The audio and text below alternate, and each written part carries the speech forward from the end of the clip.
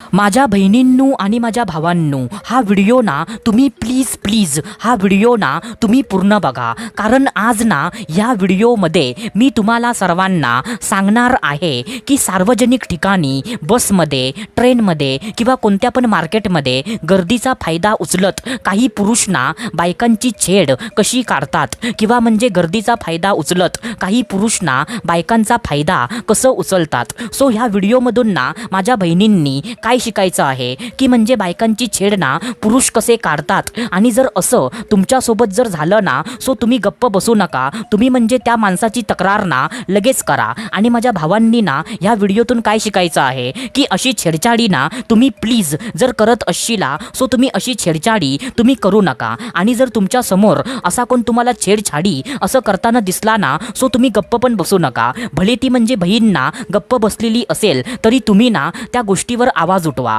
आणि म्हणजे हे असं ना तुम्हाला ह्या व्हिडिओतून आज शिकायला भेटेल. तर हा व्हिडिओ ना खरंच खूप जास्त महत्त्वाचा आहे. तर ह्या व्हिडिओला ना तुम्ही पूर्ण बघा. कारण अशी माहिती तुम्हाला कधीच कुठेच आणि कोणीच तुम्हाला देत नाही. तर तुमचं पण कर्तव्य आहे की व्हिडिओला पूर्ण बघणं आणि आम्हाला सपोर्ट करणं. तर चला सुरुवात करूया आजच्या ह्या धमाकेदार व्हिडिओला.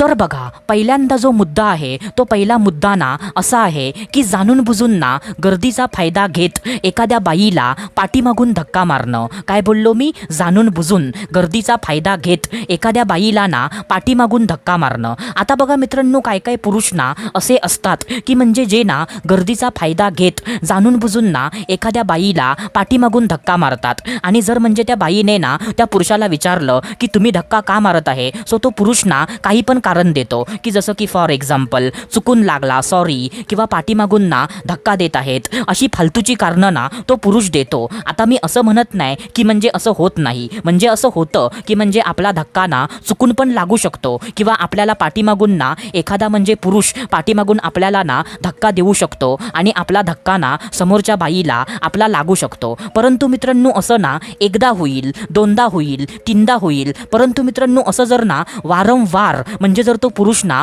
करत असेल, सो म्हणजे ती गोष्ट ना आपल्याला समजून येते की म्हणजे हा ना नक्की मुद्दाम करतोय, की म्हणजे हे ना आपोआप होतंय. म्हणजे मित्रांनो ती गोष्ट ना बायकांना पण समजते आणि आजूबाजूचे जे पुरुष असतात ना, सो त्यांना पण ते समजतं. परंतु मित्रांनो काय होतं की धक्का लागणारी बाई ही गप्प बसते आणि बाजूचे पण पुरुष ना गप्प बसतात. आणि असं गप्प बसल्यामुळे ना त्या पुरुषाचं फावतं मित्रांनो. सो असं जर कधी तुम्हाला दिसलं ना, सो तुम्ही त्या गोष्टीवरती आवाज नक्की उठवा. आता त्याच्यानंतर जो दुसरा मुद्दा आहे, तर तो दुसरा मुद्दा ना असा आहे की जाणून बुजून ना एखाद्या बाईच्या पाठीमागे जाणून बुजून उभं राहणं आणि तिला ना खालून धक्का देणं आणि तिला ना खालून चिकटण्याचा प्रयत्न करणं. आता बघा मित्रांनो, म्हणजे जे मी तुम्हाला सांगतोय ना ते म्हणजे तुम्हाला समजत असेल की म्हणजे काय काय पुरुष ना गर्दीचा फायदा घेतात आणि एखाद्या बाईच्या पाठीमागे ना मुद्दाम ते उभं राहतात. आणि असं उभं राहून ना ते पुरुष ना त्या बाईला चिकटण्याचा प्रयत्न करतात आणि त्या बाईला ना खालून धक्का देण्याचा प्रयत्न करतात. म्हणजे मित्रांनो अगदी तुम्हाला ना स्पष्टपणे सांगायचं झालं, सो तो पुरुष ना आपलं लिंग त्या बाईच्या नितंबावरती घासायचा प्रयत्न करतो, किंवा तो पुरुष ना आपलं जे लिंग आहे तर ते लिंग ना बाईच्या पाठीमागे म्हणजे लावून तो म्हणजे त्या बाईला ना म्हणजे असे तो म्हणजे त्या बाईला ना जसं आपण संबंध बनवतो, सो तसं ना तो तिला पाठीमागून धक्का देण्याचा प्रयत्न करत असतो. आणि असं करताना ना तो दाखवतो की चुकून धक्का लागत आहे किंवा पाठीमागून ना म्हणजे मला धक्का देत आहेत. पण मित्रांनो त्या बाईला ना अगदी चांगलं तिला समजत असतं की तो पुरुष ना कोणत्या इंटेन्शनने, कोणत्या म्हणजे उद्देशाने म्हणजे तो पुरुष ना त्या बाईला चिकटला आहे आणि कोणत्या उद्देशाने तो तिला पाठीमागून ना धक्का देत आहे. सो म्हणजे ती गोष्ट ना बायकांना चांगल्या प्रकारे ती समजून येते. पण मित्रांनो बहुतेक बायकांना गप्प बसतात, कारण त्यांना भीती वाटते की म्हणजे जर मी माझा आवाज उठवला सो माझी इज्जत ना पूर्णपणे जाणार. सो म्हणजे त्याच्यामुळे ना ती बाई गप्प बसते आणि त्या पुरुषाचं फावतं मित्रांनो. सो अशा प्रकारे पण ना बायकांचा फायदा गर्दीमध्ये उचलला जातो. आता त्याच्यानंतर जो तिसरा मुद्दा आहे, तर तो तिसरा मुद्दा ना असा आहे की जाणून बुजून ना गर्दीचा फायदा घेत एखाद्या बाईचे ना चोरून फोटो काढणं, किंवा एखाद्या बाईचे ना चोरून तिचे व्हिडिओ काढणं. काय बोललो मी? एखाद्या बाईचे ना चोरून फोटो काढणं किंवा तिचे चोरून ना व्हिडिओ काढणं. आता बघा मित्रांनो काय काय पुरुष ना असे पण असतात की मित्रांनो ट्रेनमध्ये किंवा बसमध्ये ते अगदी ना एखाद्या बाईच्या समोर म्हणजे ते बसतात आणि ते ना आपला मोबाईल बाहेर काढतात आणि आणि ते म्हणजे त्या मोबाईलमध्ये ना काहीतरी करत आहे असं नाटक करतात. परंतु मित्रांनो ते पुरुष ना बाईच्या समोर बसून ते मोबाईल चालवत आहे असं नाटक करतात. परंतु ते पुरुष ना आपल्या मोबाईलमध्ये त्यांचा कॅमेरा चालू असतो आणि ते पुरुष ना समोर बसलेल्या बाईचे चोरून फोटो काढत असतात किंवा तिचे ना चोरून ते व्हिडिओ काढत असतात.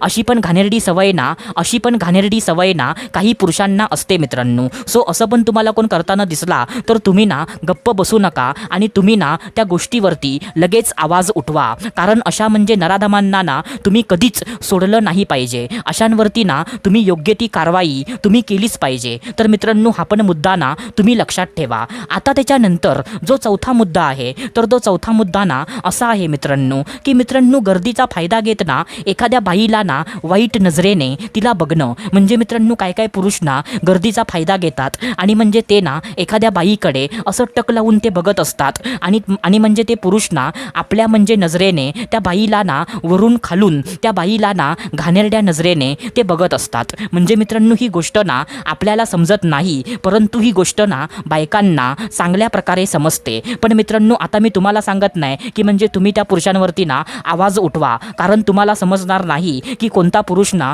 कोणत्या म्हणजे नजरेने एखाद्या बाईकडे बघत आहे. पण माझ्या बहिणींनो तुम्हाला तर चांगलं समजतं की म्हणजे तुम्हाला ना कोणत्या म्हणजे नजरेने एखादा पुरुष ना तुम्हाला बघत आहे. म्हणजे जर तुम्हाला असं जाणवलं ना की कोणता पण पुरुष म्हणजे मला ना वाईट नजरेने घाणेरड्या नजरेने तो मला बघत आहे सो तुम्ही ना गप्प बसू नका. तुम्ही लगेच ना त्या गोष्टीवरती आपला आवाज उठवा आणि म्हणजे अशा म्हणजे नराधमांवरती ना तुम्ही योग्य ती कारवाई लगेचच्या लगेच करा. कारण तुम्ही ना जर आज गप्प बसलात सो म्हणजे त्यांचं फावेल आणि म्हणजे ती लोक ना असंच सर्व बायकांना ते घाणेरड्या नजरेने ते बघत राहतील. सो म्हणजे ती गोष्ट ना तुम्ही लक्षात ठेवा. तर आशा करतो जे मी तुम्हाला सांगितलं ते सर्व काही तुम्हाला समजलं असेल. तर आपण भेटूया दुसऱ्या व्हिडिओमध्ये. तोपर्यंत धन्यवाद.